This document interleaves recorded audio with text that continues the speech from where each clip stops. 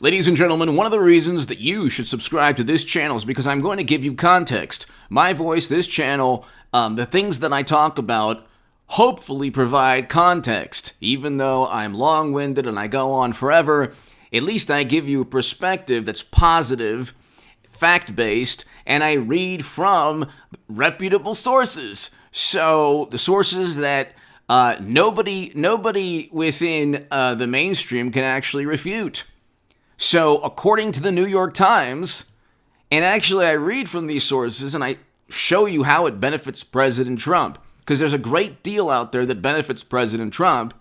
You wouldn't know that from just simply reading whatever's going around on social media or whatever the headlines are within the New York Times and the Washington Post. But within the Washington Post and New York Times, you can actually see headlines that actually show not only a silver lining, but that the future is bright for President Trump, for 74 million Trump supporters, and for a special counsel that's ongoing, and for a potential special counsel, despite what William Barr stated today. So, here's the context.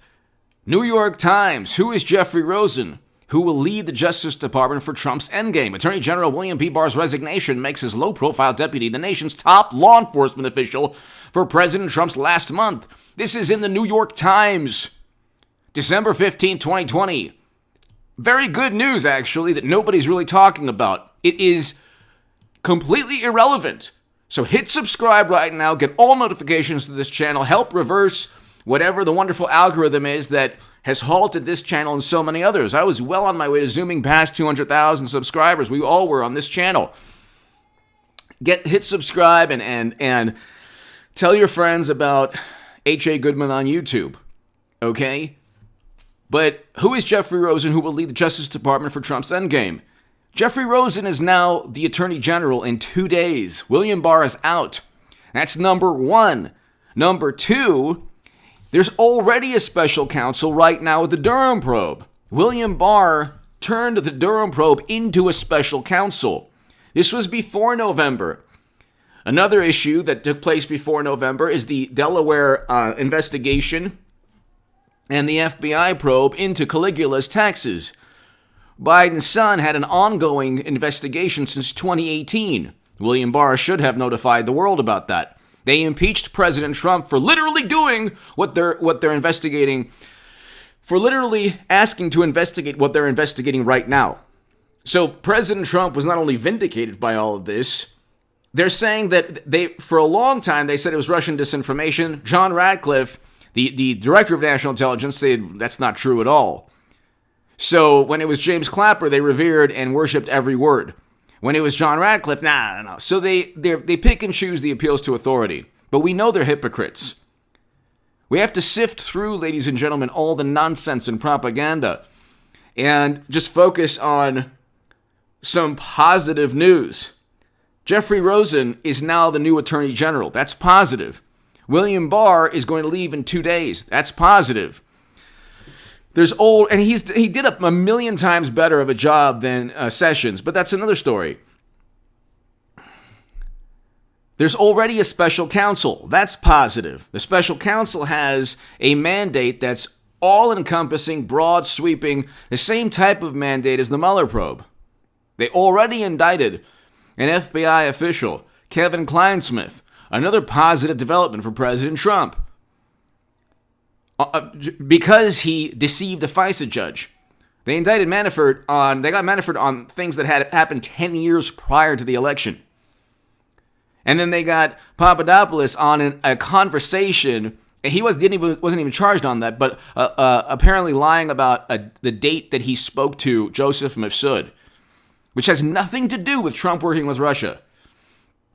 They said that Michael Flynn lied to Peter Strzok, who, by the way, was interviewing Hillary Clinton 2 days after Attorney General Loretta Lynch met with Bill Clinton to speak about golf, Brexit, and grandchildren. You never hear anything about the conflicts of interest, the obvious corruption, when it's the Democratic Party. They didn't even want to report on Attorney General Loretta Lynch meeting with Bill Clinton. Could you imagine if William Barr had a private meeting on a plane with Ivanka Trump or or Melania Trump or anyone associated with President Trump or his family. Could you imagine the uproar, the apoplectic, hysterical reaction from Democrats? So positive, the first example or the first positive news we have is that we're going to have a new Attorney General. The fact that William Barr has given his thoughts on machines or a special counsel for Caligula is not relevant.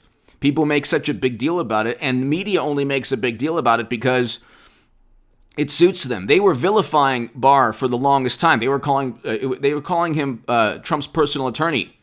So they go from Trump's personal attorney to, oh, look what he said. We agree with what he said. Just to kind of make it seem that, oh my goodness, all is lost for President Trump. I think that President Trump is going to pardon Julian Assange. I think that there's going to be a special counsel for Caligula. There's already a special counsel for Comey, Strzok, McCabe, Clapper, Brennan, all of these suspects within Trump Russia. Okay, this is a message, wonderful message for rational Democrats. It was interesting. Tim Pool has a great segment on an op-ed written by one of the $20 million venture capital people who talked about how there are different Americas and MAGA world has this, their tinfoil hat. There are the largest channels and the channels that got $20 million in venture capital funding and the channels that are too frightened to even have a floor vote on Medicare for all, yet they're going to really stick it to the system. They're the ones who repeated every single debunked tinfoil hat theory from CNN, MSNBC, The Washington Post, and The New York Times, whether it was the Steele dossier or Facebook ads swinging the election. None of that happened. But they had political will on their side. Twitter bots never swung the election. Facebook ads never swung 2016. That never happened. It is complete nonsense. They found nothing. Mueller found nothing. There was baseless claims, and if they litigated it, if they went to court, they'd be 0-100.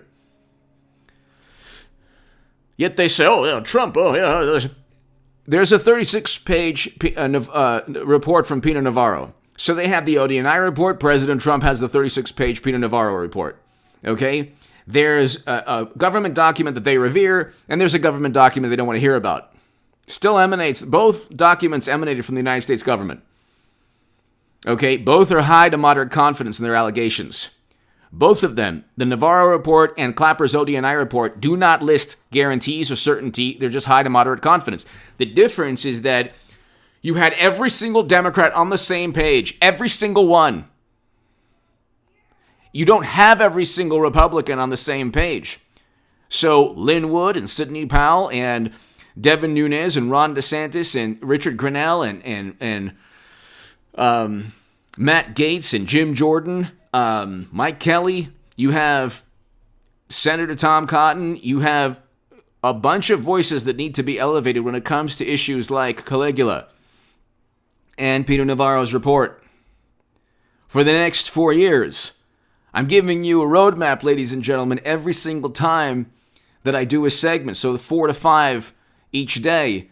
It's a roadmap to regaining and securing political power. People say, well, you know what? After this, it's never going to be a fair, we're never going to have a chance. Yes, you will. Yes, you will. You need to make sure that people like, the mentality of Ben Sasse and Mitt Romney and Paul Ryan and Richard Burr, you need to ensure that mentality does not influence the Republican Party. You need to make sure that the viewpoint of Jim Jordan and Matt Gaetz and Rand Paul and Ron Johnson, those people are elevated. And Lynn Wood and Sidney Powell, you need to make sure that they have a greater role within the Republican Party. Republicans don't have the advantage of media. They have the advantage in terms of ideas, okay? People want to work and have economies open up, okay? People don't want never-ending counterinsurgency conflicts. So it's really interesting. Now, you have this mentality from progressives saying, well, you have money for war, but you don't have money for Medicare for all. That's your fault. progressives and left. You are literally voting with the Lincoln Project people. The Democratic Party is hilarious. The grift machine is just so transparent, and yet it is invisible to people on the left because they don't want to see what's actually taking place. Democrats will never in a million years implement Medicare for all. And it actually has nothing to do with the Lincoln Project people, but they've also, they kind of like play this game. Oh, well, we're really anti-war. No, you're not. Bernie Sanders is voting for the same people who voted alongside Bush, Cheney, and Rumsfeld. Actually, the neoconservative Max Boot and Bill Kristol voted for the same person, Biden, that Bernie Sanders voted for. Do you see a problem there? AOC, Bernie Sanders, Max Boot, and Bill Kristol are on the same political side. I am always going to be opposite that. So I didn't think Bernie Sanders would go there, but he sold his soul to the Democratic Party, and you know what?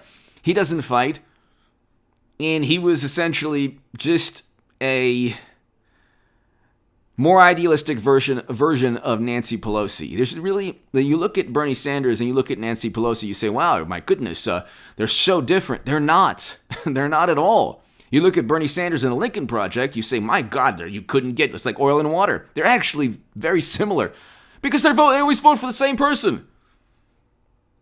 So the Democrats are the party of interventions, regime changes.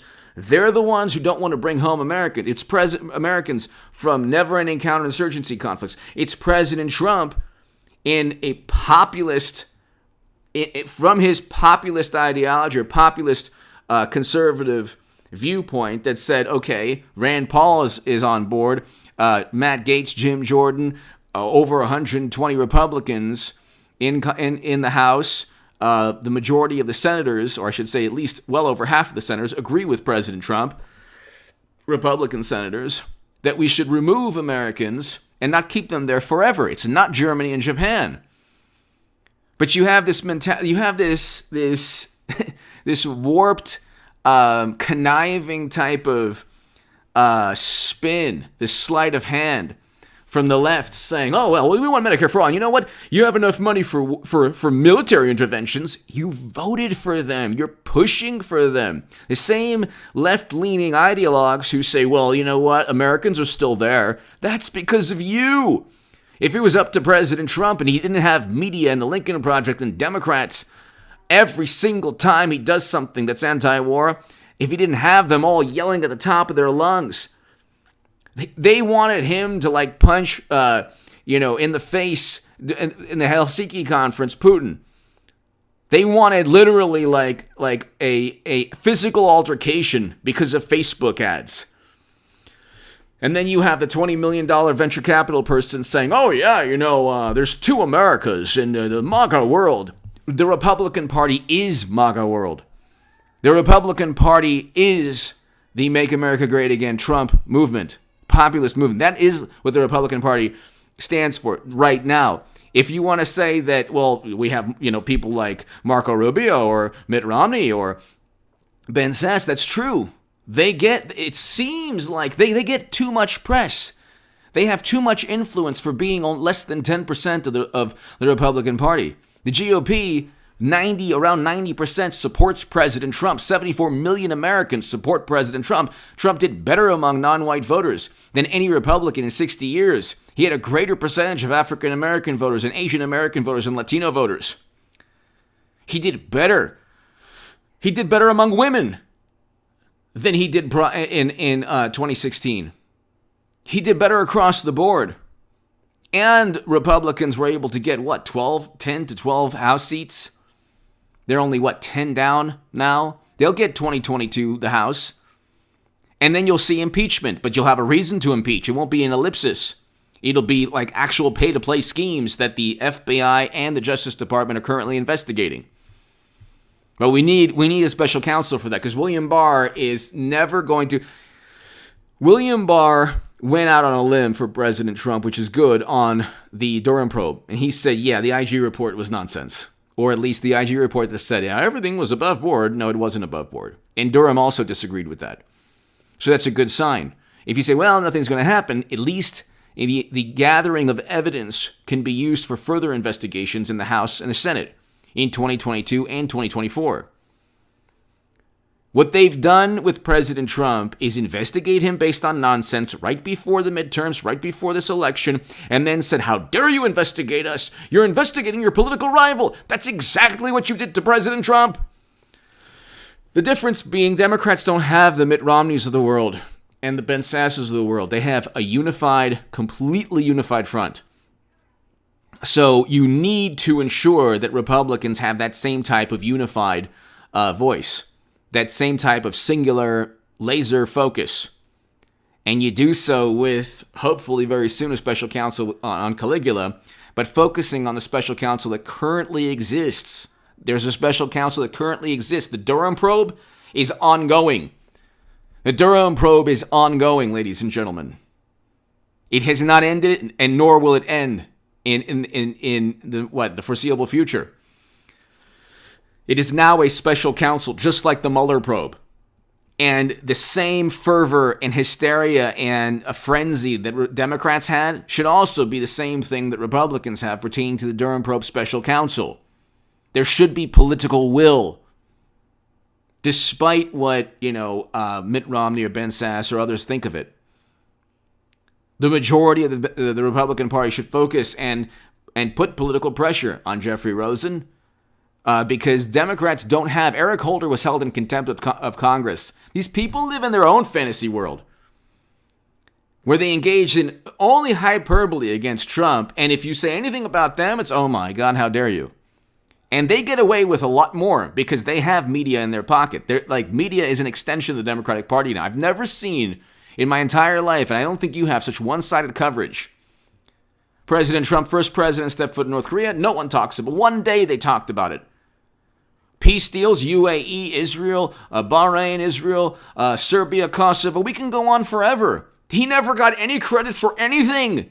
We had record low unemployment. Bill Maher wanted a recession. And liberals got their wish. Exponentially. They never gave Trump a chance. And even people like Jeff Sessions never did. So, all the things you don't like about William Barr, multiply them times 1,000,000. That's Sessions. Give me your thoughts below. We have a special counsel already, and Jeffrey Rosen is going to be the new Attorney General. Those two things should be very positive. Very, very positive events at this moment. And the Republican Party should focus and investigate issues like what Ron Johnson and Rand Paul and the Peter Navarro's report talked about. There should be a focus like this. Okay, reality runs through the sensibilities of Democrats.